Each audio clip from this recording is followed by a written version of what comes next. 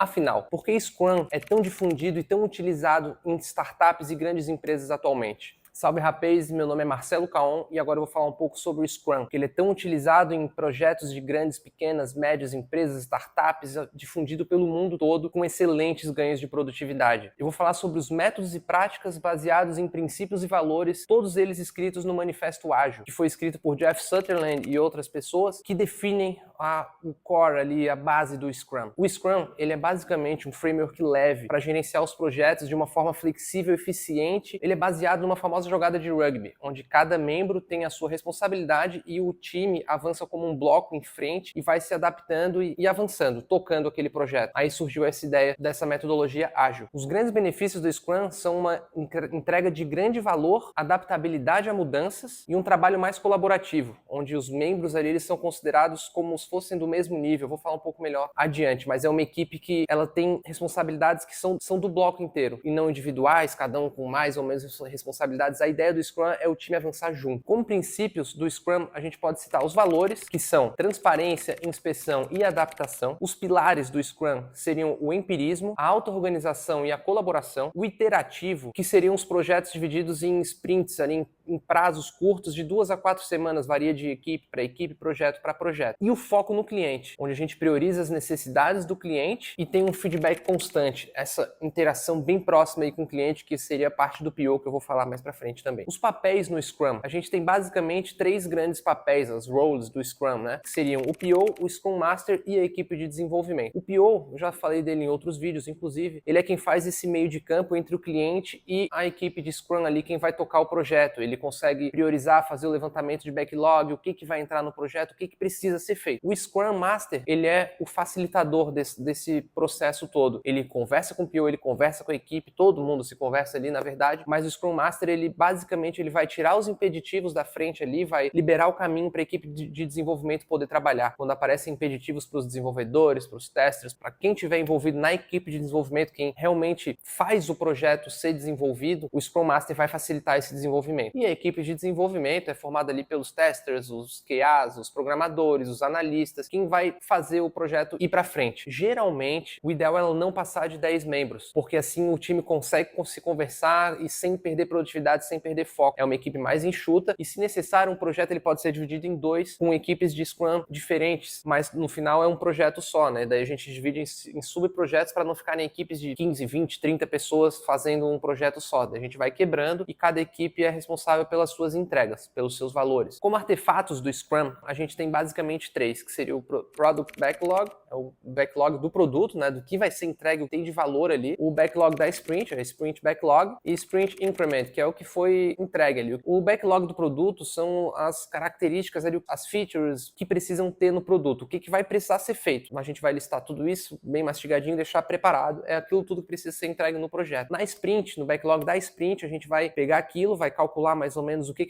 a equipe de desenvolvimento consegue produzir naquele tempo de 2 a 4 semanas e a gente puxa algumas coisas do backlog e bota na Sprint. Na Sprint a gente pode utilizar o quadro Kanban, que ele é muito difundido, é muito associado diretamente ao Scrum, apesar de não ser a mesma coisa. O quadro Kanban, ele é um quadro que a gente pode basicamente dividir ele em 4 partes, que seria um backlog, que é tudo que precisa ser feito, um to-do, que seria o que vai entrar naquele período, um doing, né, que é o que está sendo feito. Esse doing pode ser também o WIP, o pessoal chama que é o work in progress, né, o trabalho que está sendo feito. Geralmente, o ideal é cada membro pegar uma tarefa de cada vez. Um membro ele não pode estar trabalhando em 2 atividades ao mesmo tempo. Ele pega uma atividade e está fazendo, ele bota em WIP. Aí depois a gente bota em Done. Isso seriam as 4 bases. Só que cada projeto a gente vai dividindo, porque antes de Work in Progress, para mandar para Done, a gente pode ter uma outra coluna ali de testes, de homologação. A gente pode ir fatiando em outras etapas ali para garantir essa entrega satisfatória e bem feita, né? Mas basicamente são esses 4 pilares, né? O backlog, to do, work in progress e done. São as 4, inclusive eu uso isso pessoalmente. Aqui eu tenho um quadro ali que eu separo ele em 4 partes e vou separando ali os meus post-its, meu trabalho pessoal, profissional, eu faço tudo isso ali. Como cerimônias do Scrum, a gente pode listar basicamente 4 cerimônias, que seriam a Sprint Planning, a planning do que vai entrar naquela sprint, as dailies, que é a Daily Scrum no Manifesto Ágil, a Sprint Review e a Sprint Retrospective, que seria a retrospectiva, né? Como planning a gente senta e conversa em tudo que vai entrar na sprint, se todos estão de acordo, às vezes tem um cálculo de pontos de função para cada membro dizer quanto tempo acha que vai demorar, se cabe aquilo, se não cabe, se essa feature deve ficar para a próxima sprint, se dá para puxar mais atividades. A gente faz essa planning. A planning é muito importante. Sempre no início da sprint a gente é obrigado a fazer uma planning, que é como se fosse um kickoff ali daquela sprint. As dailies são reuniões curtas, geralmente no máximo de 15 minutos, o ideal é que seja de 5 minutos. Cada membro ali vai falar o que acha que seja importante, se está com impeditivos, para ele conseguir trabalhar no restante do dia. Geralmente essas reuniões são feitas no início do dia, para cada um poder falar os seus pontos, o que eu tô fazendo e o que eu vou fazer hoje, e se eu tenho impeditivos. Então toda essa equipe ela vai estar ciente do que o outro membro está fazendo e vai poder se ajudar. É muito importante. Em empresas, quando trabalham em forma presencial, a gente chama essas dailies de stand-ups, que o ideal é fazer elas em pé, para ninguém ficar confortável, sentado numa cadeira e tal. Fica em pé, fala rápido, conversa e tal, todo mundo se alinha e vai para o seu trabalho realizar a sua função. E porque um dos focos aí do Scrum também é a equipe ficar se conversando o dia inteiro, não é só na daily no final da semana, não. O dia inteiro passando informação, um sabe o que o outro está fazendo. Depois a gente tem a Sprint Review, que é uma revisão da sprint,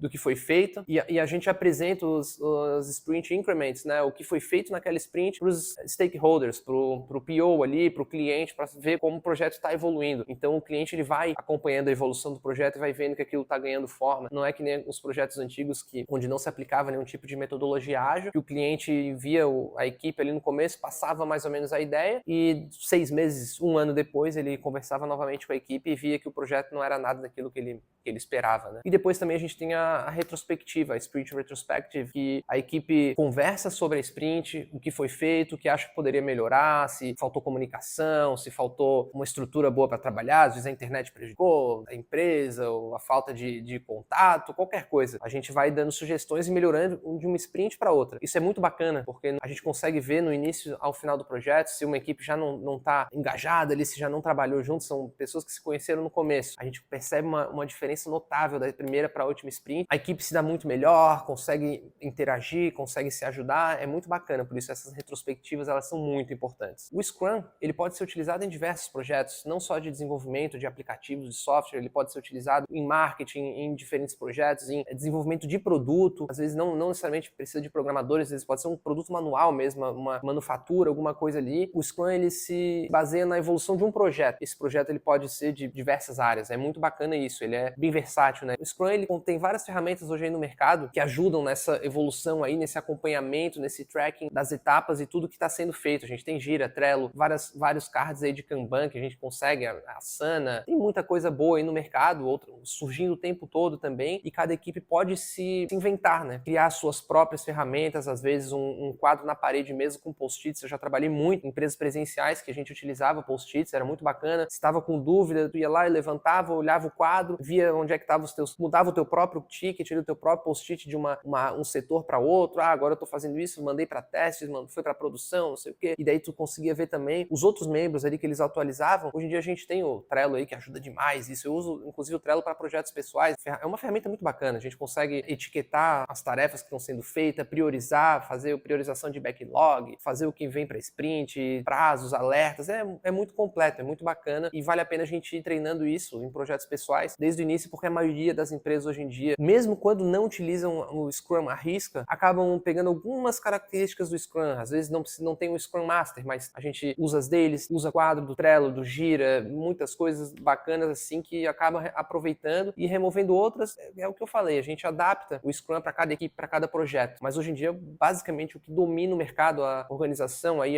o desenvolvimento do projeto é Scrum. Então, algumas dicas aí para quem está iniciando é realmente isso aí. Não passar de 10 pessoas na equipe, se vê que está passando disso, já pensar em dividir em 2 equipes diferentes e alocar em fazer subprojetos, passar as features para cada um para ter um ganho muito melhor. Depois a gente vai, junta as equipes lá na frente, faz uma retrospectiva, às vezes muda um membro de equipe para outra e tal, e vai se organizando. Mas o ideal é não passar de 10 membros. Quanto ao prazo de 2 a 4 semanas, varia muito de projeto para projeto também. Tem empresas que gostam de 3 semanas, às vezes com 2 semanas o resultado é melhor. Eu já tive experiências, por exemplo, que eu achei muito bacana e eu tento utilizar em projetos quando eu tenho esse poder de orquestrar e de definir como é que vai ser a estrutura do Scrum, de utilizar duas semanas ali de desenvolvimento e 1 semana de refatoração e ajustar e testar bem a ferramenta e arrumar o que foi feito naquelas 2 semanas. Seriam basicamente 3 semanas de sprint, porém 2 semanas de desenvolvimento e 1 semana de ajustes e melhorias e refatoração, e testes e QA e tudo mais. É legal investir na formação e no treinamento da equipe, as pessoas envolvidas para aprenderem como é o Scrum mesmo. Tem